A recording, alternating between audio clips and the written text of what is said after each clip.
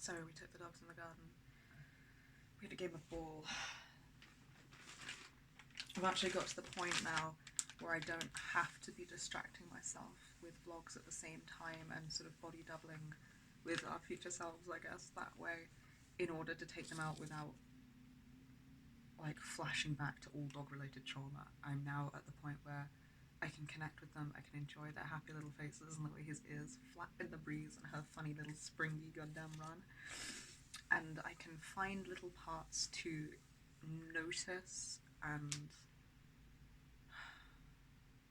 focus on that are really enjoyable, like the way they hand me the ball, or the way she spaniel chucks it up at me, and like without just thinking along the lines of like imagining their death, basically, which was what was happening before, which was why it was so difficult to engage.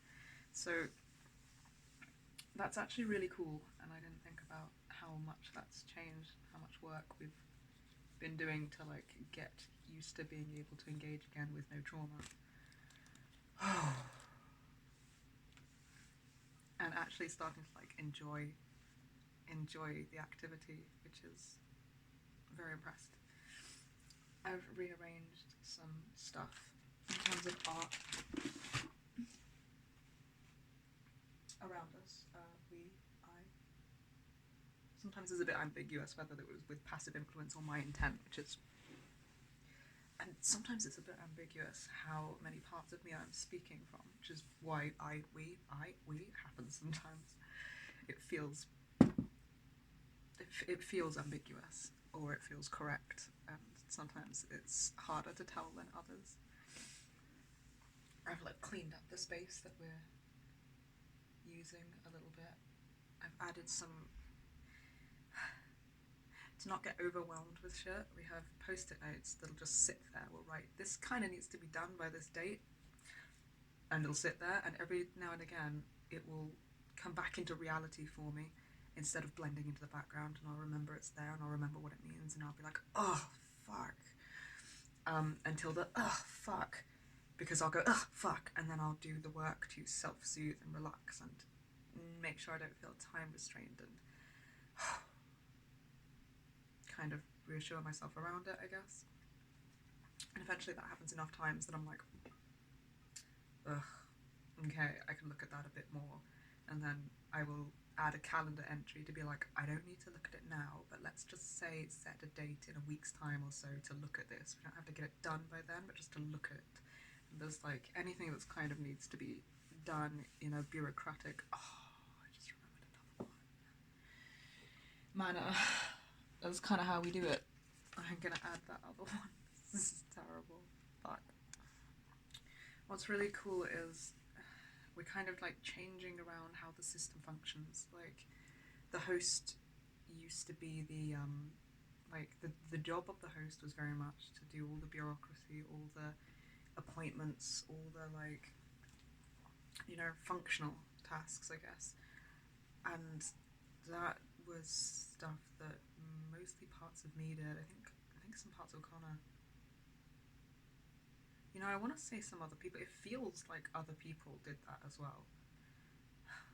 And I want to acknowledge and validate that, even if I don't know who or what yet. I appreciate that. I know that a lot of parts of me functioned as long-term hosts, but since fusing with so many parts of me that are trauma holders, and a part of me, or more than a part, is a persecutor, there's so many more symptoms that I experience day to day, that my job really as hosting is just focusing on our healing, focusing on rewiring our neural pathways to make it a little bit easier to survive the trauma, and working on trauma processing, healing, stuff like that. And as that adaptation has happened, it has become increasingly more fucking difficult, verging now on very close to impossible for me to, what may be impossible in a healthy way, for me to actually do all of those things. And it was really hard to accept that, but it was like, I've started getting, like, I can't repress the trauma and just disconnect from it anymore, while healing, those two things don't go together. So for me, right now, and what I'm doing, and more I've started to get used to accepting my limitations and my role, including allowing myself to be dysfunctional and to have symptoms and to focus on those and to not be productive, and inverted commas around that, obviously. And more I'm finding that I can leave notes. I hate it and I'm really appreciative, but I can now leave notes for other people in the system that are not. I think we must have people that are not trauma holders, to be like, hey, could somebody please do this thing?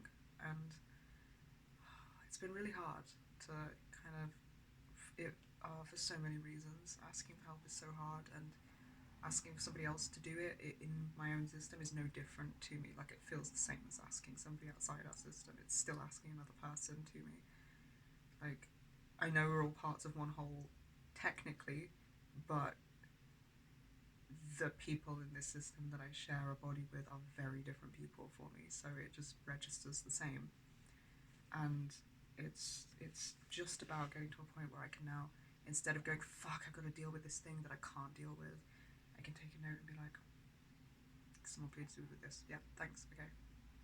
And then struggle to express my gratitude. I'm really fucking grateful, because we do have people in this system who will help and do things when I can't.